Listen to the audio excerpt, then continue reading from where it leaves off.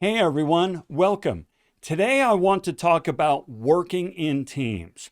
Now, yes, I understand it's challenging. It is by no means a walk in the park to work together on a team, especially in, say, a classroom environment.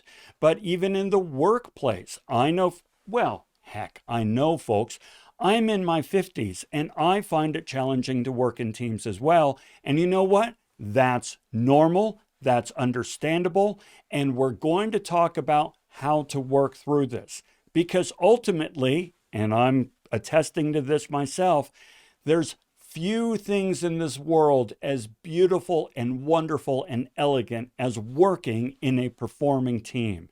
And so that's what we want to figure out how to do today, how to work and collaborate with others in a performing team.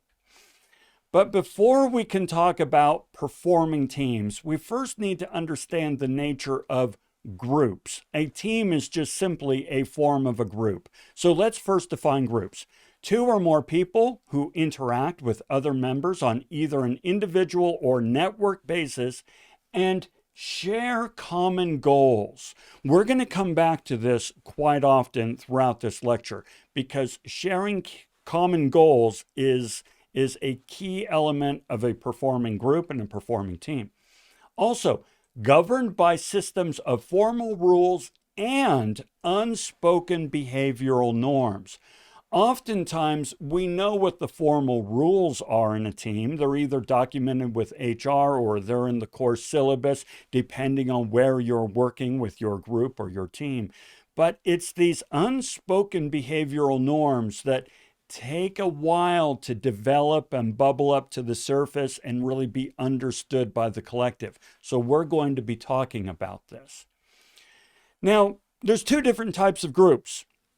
You've got yourself your formal group, right? This is governed, here we go, governed by the formal structure of an organization. So for example, if you're in a team in your workplace, this is a formal group. They've put you together on a project team. Or if you're in school, your professor has put you together in a student team, project team, same thing.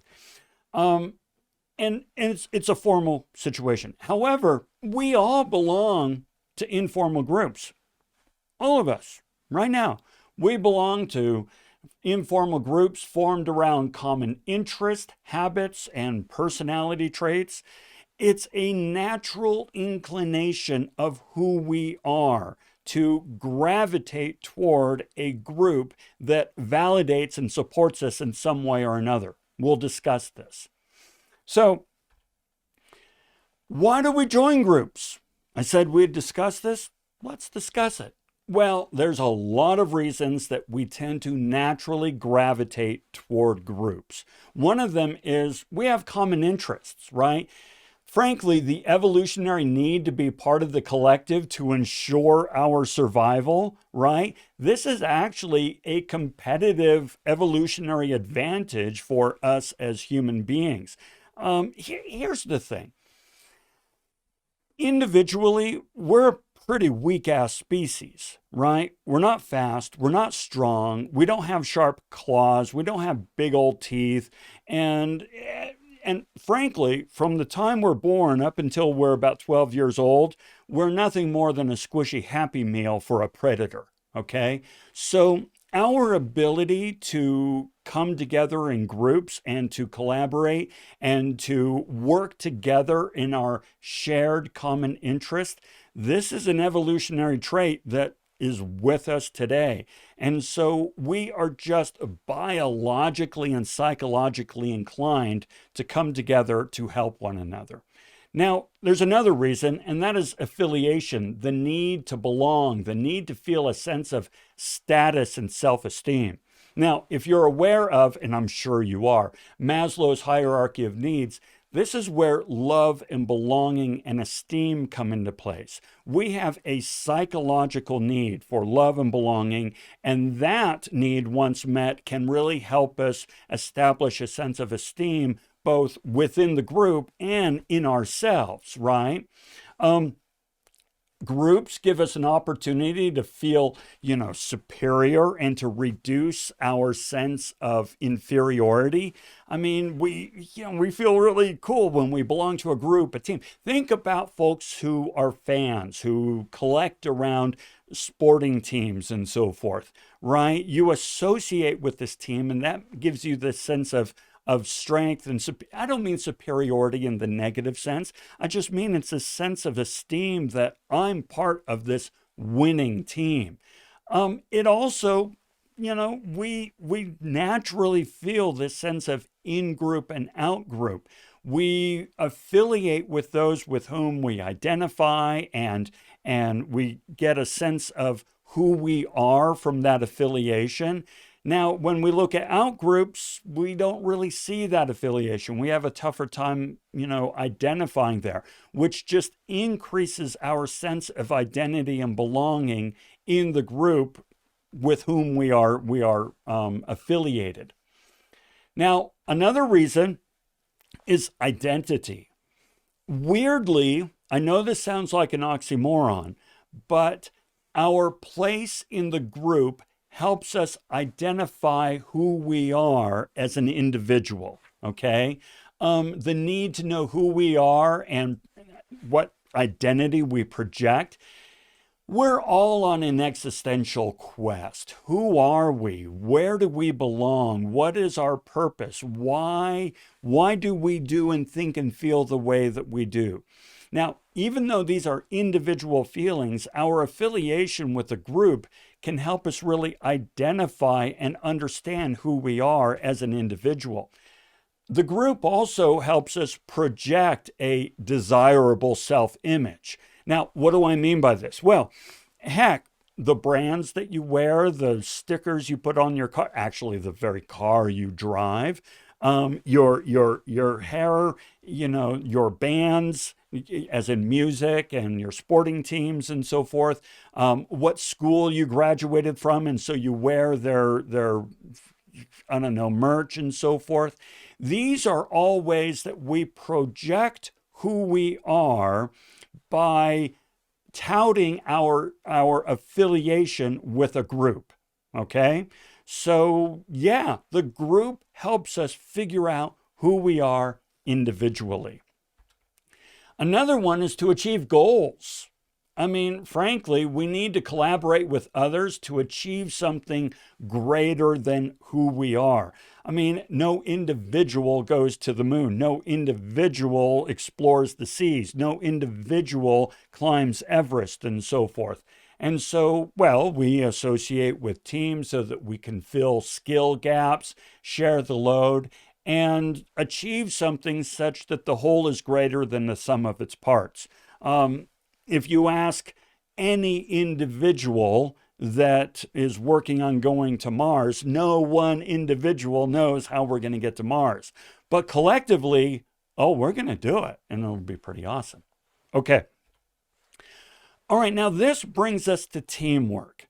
Up until now, we've been talking about our natural inclination to associate with groups for all the reasons that we just went over. So now let's talk about working in teams for a specific goal. Now, teamwork, right? Teamwork is a cooperative effort by members of a group to achieve a common goal. All right, makes sense. Well, what are the advantages and disadvantages of a team? Because frankly, it's tough. We know it's tough. Well, so let's explore this. Advantages are overcome limitations of specialization. What do I mean by this? Well, you're good at one thing, I'm good at something else. Everybody has, to some degree or another, specialized in some skill set, either because they're just naturally good at it, or they're interested, or it's what they studied, or it's what they grew up with. Who knows, right? But each of us has more or less, a very, very small handful of specialties. And yet we need lots and lots and lots of skill sets in order to achieve something. So this allows us to overcome our limitations of our individual specializations. We also challenge and encourage each other. I mean, doing hard work is, it's hard work, and it's really easy to become discouraged and despondent and walk away. By having accountability and a shared interest in a common goal, we really challenge and encourage each other to do excellent work. And frankly, we can produce more together. It's just really, really, really simple. We can produce much more together than we can individually. There are, however, needless to say, many challenges associated with teams. Real challenges, not just perceived, oh, I don't like it challenges. We're talking the real deal here. For example, it takes a long time to learn how to work together as a team. You cannot just form a team and then that afternoon be in a performing state. Actually, there are some exceptions, but we're not going to talk about that. I'm going to talk about 99.9% of the time, right? It takes time to come together and establish a team as a performing team. It says potential for conflict. There's no potential for conflict. There is a guarantee of conflict. Now, we're going to talk about this more in a moment because not all conflict is bad. In fact, we actually want conflict, constructive conflict. But trust me, it's not all going to be constructive. And decisions take longer. I mean, if I'm alone in a room and I need to make a decision, I can make a decision. But if I have to, work with a team and think about stakeholders and the interests of others and so forth, it takes a long time to really make these decisions. And so, yeah, there are some real challenges associated with working in teams. So let's go deeper into those challenges. Yeah, let's get mean and nasty. Let's talk about what are the actual barriers to team effectiveness. Well, the first one is conformity and groupthink. All right. Now, this is, acting in coordination and agreement with one's group. So whatever the group says, I'm fine with. Whatever. Right? We conform to where the group is going. And even we start to think that whatever the group is thinking, we buy into, and we even start to tout it as, yeah, this is the best and only way to go. And we're not really challenging ourselves or challenging each other to think about it a different way because we're falling into groupthink and we're just simply conforming, right? Now, why do we do this? Well, there's a lot of reasons, right? First of all, to avoid pressure of rejection by the rest of the group. We really don't like rejection. Okay, so I mentioned earlier that it's biologically and psychologically embedded in us to want to be part of the collective. Our survival is contingent on our acceptance in the community, okay? Therefore, we respond in a really, really visceral way when we are confronted with the possibility of being ostracized from the group, of being rejected by the group. Every fiber in our being wants to avoid rejection. And so when we start to see the group go one way, we have this natural inclination to get on board with that. Also, desire to meet the group's shared objectives and be rewarded for the work. Listen, we got to get this assignment done. It's due in 4 days. We got to get it done. And so we don't want to start throwing wrenches into the discussion because we got to get this thing done and I want to be rewarded for the work as well. So I'm going to say, yeah, let's do it. Yes, yes, yes, yes, yes, yes. We're not going to feel really at ease to raise our hand and raise a concern. I'll give you an example. You've been in meetings, you've been in classes where, it's 2 minutes after the end of the class and the teacher says, any questions? Any questions? And it's silent. Any questions? Are you sure? And one person raises their hand and you're like, son of a, why are you raising your hand? Class ended 2 minutes ago. I want to get out of here. You're slowing us up. You felt it. I felt it. That is why we fall into conformity and groupthink, because we want to get out of there. when in fact, maybe we should be asking some questions. Okay? So, this is a real challenge and a real barrier to an effective group. Another barrier is the status, the rank held by those in the group. You know, and we'll talk about this in some of my communication videos and so forth, but here's the thing. Status and rank of individuals in the group, they present a barrier and a context that make it difficult for us to either express our ideas or to disagree with an idea that's out there, or to win people over to our side because maybe there's somebody more senior than us in the group, and folks just want to naturally be associated with the senior person because they write the checks or whatever, right? And so you've experienced this. You all know, you've been in meetings, you've been in classrooms, you've been all over, where everybody kind of like yes or three bags full to the folks who kind of have some position.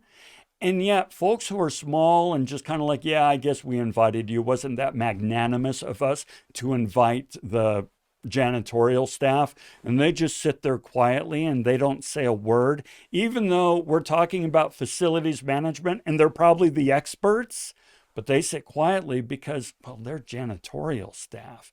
You see how this gets in the way of really good team communication and collaboration. Another thing that gets in the way of really good teamwork are hidden agendas.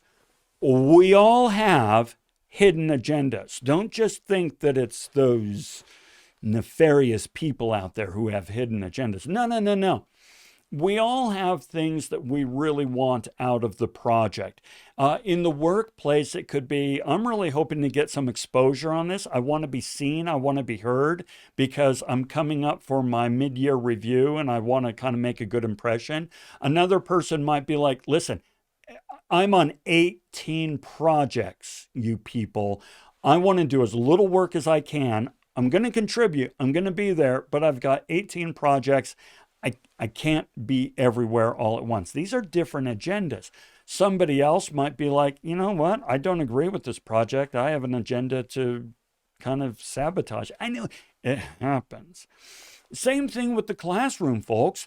You might be on a team where one person is saying, I need an A so bad I can hardly stand it. While somebody else is like, you know what? C's get degrees.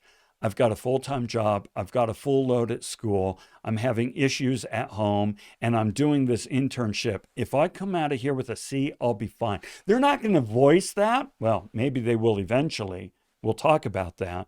But for now, it's a hidden agenda. Okay. So,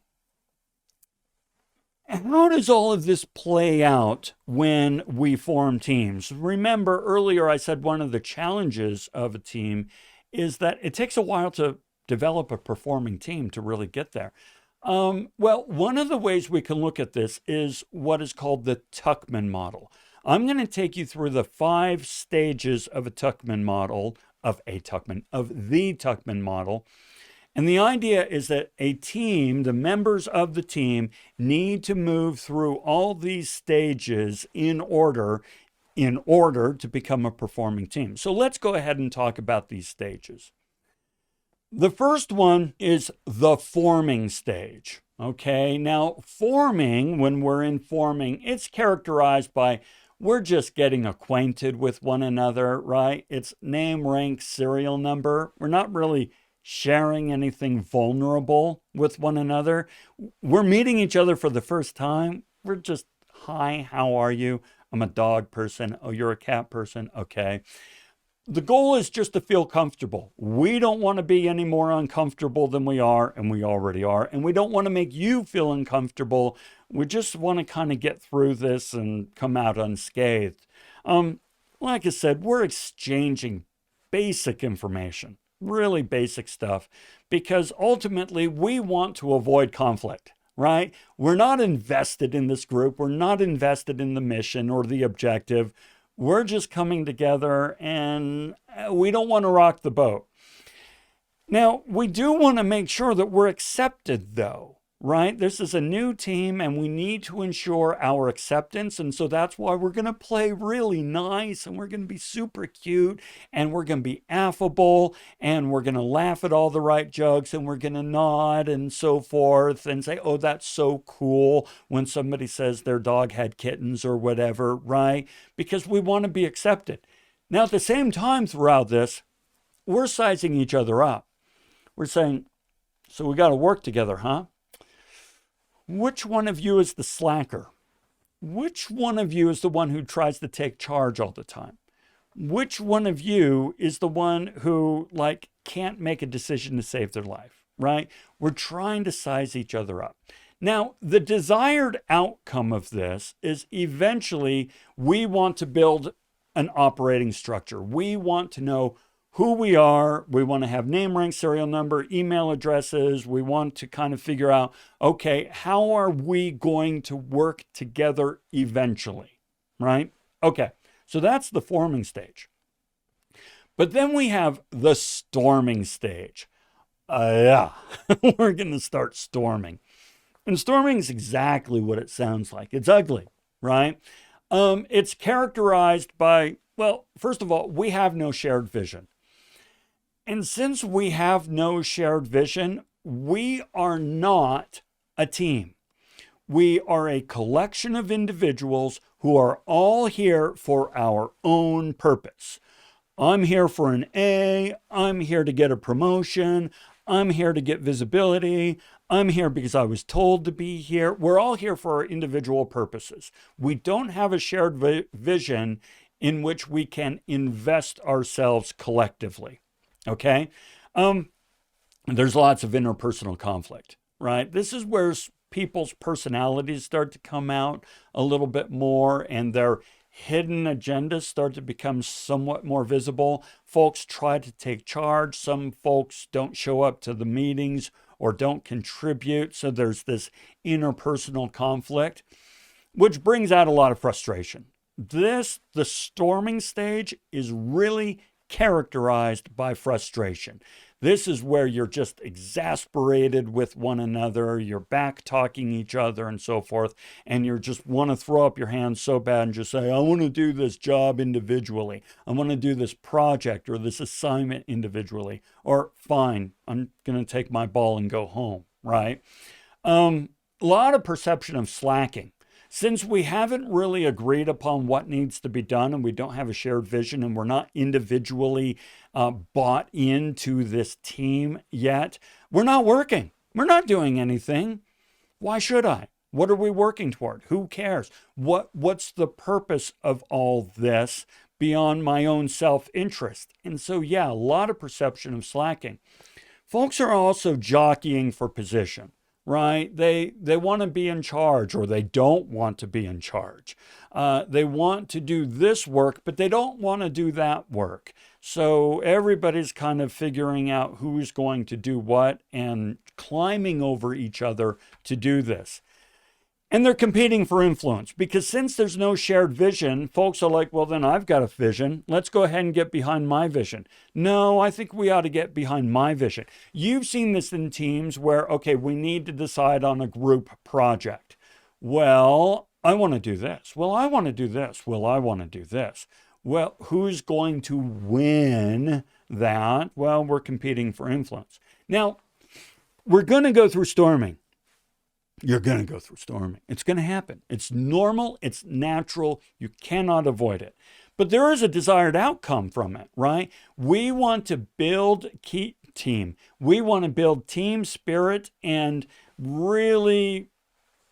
comfort work. Okay. We want to build team spirit and really get comfortable working together. That's the eventual outcome. It's going to take some work and it's going to take some effort, and we're going to talk about what that work and effort looks like. But ultimately, we want to come out of storming saying, okay, we're together, we've got this figured out, and we're comfortable working with one another. This is great. All right. Now, the next stage is norming. Norming is where we get the work done. All right. And this is good. right? We get the work done. We can focus on the work. We know what needs to be done. We know who's doing what. Focus on the work. The question of leadership is resolved, right? Okay, you're going to be the project management. You're going to do this. We know who's in charge in terms of leading the group. Communication increases. We're talking more now, right? And issues are being addressed. When there's a problem, we look at it head on. We don't try to ignore the problem or skirt around it. We see there's a problem, we address it, we solve it, we move on. And blame decreases. It's not personal anymore. Everybody's contributing in some way or another. We're solving the problems, we're getting the work done. Everything's fine. Just keep going forward. Because ultimately, everyone's participating to some degree or another, and that's fine. Now, the desired outcome of the norming stage is to get the work done by listening, addressing needs, refereeing, and resolving issues. Great. So that's where it ends, right? No. Now, if that's where it ends, you're fine. Because this is an effective stage, right? You can get the project done here. But if you keep at it, you can get to the performing stage, okay? Well, what is performing characterized by? Well, you focus on the objective. Now, in the norming stage, we focus on the work. We know what work needs to be done. We know who's responsible for each task. Those tasks are assigned out. They get done. We focus on the work. In the performing stage, we focus on the objective. We're less interested in who's supposed to do what, and we collaborate in a more inclusive, holistic manner to get the objectives done, all right? Communication is constant, whereas in the norming stage, communication increased. In the performing stage, we are always communicating. We are constantly touching base with one another. We are open to new ideas and solutions. It's not, hey, we're just tracking to this plan that we put together. If new opportunities, new ideas, new solutions come up, we're totally open to those. And in fact, we really want to encourage creativity in this performing stage. There's a lot more respect, honesty, and authenticity in the performing stage. We're no longer just cogs getting the work done. We are now really emotionally, psychologically bought into the objectives, and there's a great deal of respect for one another in that stage. And finally, in performing, we're much more resourceful. We're finding new and interesting ways to do things. We're farming out work to people who can do it better, because it's not who does what that matters, it's reaching the objective that matters. The desired outcome is refocus on the objective and improve performance, efficiency, and outcomes. It's a pretty sweet place to be. Okay, that is the, pretty sweet. So we'll come back. Pretty sweet place to be. Okay, now there is one more stage, and that is adjourning. Eventually, you're going to disband the team.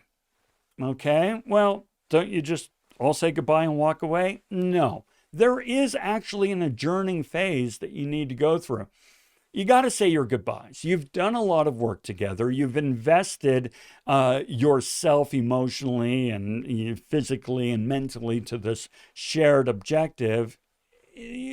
Relationships have developed. You say your goodbyes. There's apprehension over loss. There really is. In a really good performing team, your domain of self-worth is often tied to your affiliation with that team. Think of all the reasons we come together in groups, right? Sure, mutual survival, but also affiliation and achieving great goals and a sense of esteem and love and belonging. Well, when the team adjourns, that evaporates. So it takes some time to get over that. You've got to submit your final deliverables, tie up loose ends. You want to celebrate. Oh my gosh, yes, you want to celebrate, and you want to reflect on what you did well, what you could do better next time, and what this whole experience meant for you. Ultimately, you want to express thanks, celebrate, provide feedback, and document your afterwits. Look up the word afterwit. It is my mission on earth to revive the word afterwit. So you want to document your afterwits. Okay, so how are you going to do this? How are you going to get to that performing stage? Well, here are 5 keys to great teamwork. You do these 5 things and you will get to the norming stage, and you might even get to the performing stage. So let's take a look at these. The first one is communication. Oh my gosh, yes. Communicate. Actually, communication could be the 5 things in and of itself. I'm biased, okay? This means listening as well as contributing. All right, you can't be quiet and just be the one who never says anything, but you can't be the one who's always talking and doesn't listen. You want to listen and contribute. You want to build those relationships. You want to discuss and debate. It's during discussions and debating and so forth that the best ideas really bubble to the top. You want to enter into shared decision making and work toward a shared understanding. Okay? In order for a team to work well, there needs to be a shared objective, a shared vision. Well, to have a shared objective and a shared vision, there needs to be a shared understanding of why we're working together and what the purpose is. And that is all done through communication. Okay, number 2, engagement. All right? You need to be engaged. You need to be a part of the solution. Everyone fully contributes their skills and talents to help reach the objectives. At the very least, this looks like attending meetings, speaking up, brainstorming, taking on roles and responsibilities. You need to be part of the group. If you have an engine running and there's one cog that isn't contributing, everything falls apart. You want to make sure. Now, I'm not just saying you're a cog, because that makes it sound like, oh, I'm just a cog. No. You take away one cog, one part, and everything falls apart. In other words, you are mission critical.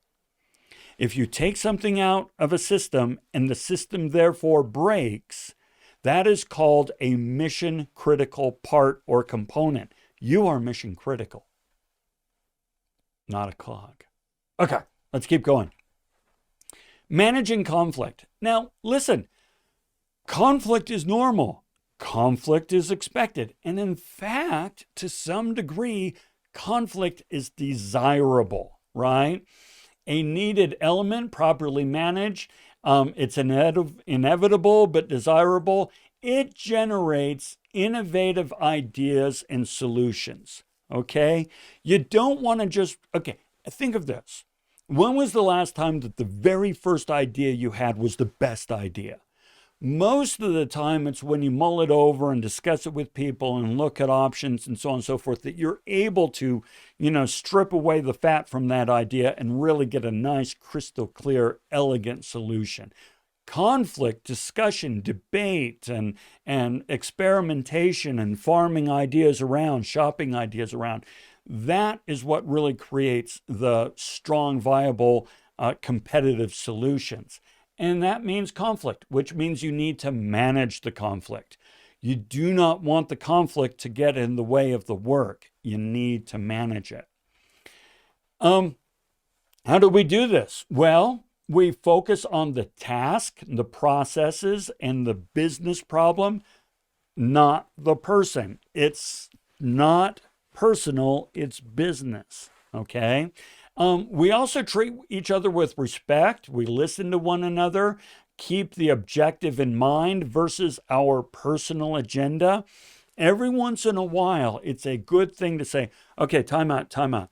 Let's go back to what our mission and objective is.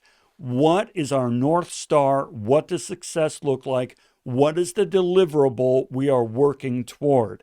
And when everybody comes back to that, all of a sudden half the things you were getting all riled about are no longer important because they're not germane, they're not relevant to that North Star, to that ultimate deliverable. So you really want to keep that in mind. You need to have that shared understanding. This is another critical element to a successful team. I made my case about this earlier. You want clear understanding of what the goals and outcomes are. What does success look like? If you cannot, as a team, answer the question of what does success look like, what are our measurable, smart, specific, measurable, attainable, relevant, time-bound goals, if you can't answer that, you don't have a shared understanding. You need to be able to work in ambiguity. I got news for you. All the easy questions have been solved. They've all been answered, okay? The easy problems have been solved. The easy questions have been answered. We've been on this earth a long time. The easy ones are gone, which means the only real questions and problems left are the ones that are unclear and ambiguous. You got to be willing to work in that environment. Consensus of the objective of the work. We need to all understand what we're working toward and buy into the direction and the work that needs to be done. That's a shared understanding. Okay? Finally, you got to have accountability. Oh my gosh, this is important, right? You need to hold yourself and others accountable. There needs to be shared accountability because I got news for you. We don't do things that we don't need to do. We don't. If you don't need to do it, you don't do it. So what gets done? Well, the things that get done are what is measured and what is rewarded gets done. All right? And accountability is part of that measuring and rewarding. Let's take measuring, for example. Accountability and measuring means you've committed to that. We've documented it. You said you'd have it done by this date. You have it done. We have now measured your deliverable and your work. You've done it. The rewarded part is excellent. This is fantastic. This is going to keep us on schedule. Everybody, thank you very much for delivering on this. This is superb. We are in a great position because of the work that you've all done, and you've all delivered on what you were supposed to do. That is the what gets measured gets done and what gets rewarded gets done aspect of accountability. Okay? And so there you go, folks. This is what a team is all about. These are the ingredients to overcoming those barriers to teamwork that we discussed before. So integrate this into your teamwork, work through these things, and trust me, you're going to come out a successful performing team. All right? So there you go. And until we talk again, have a fantastic day.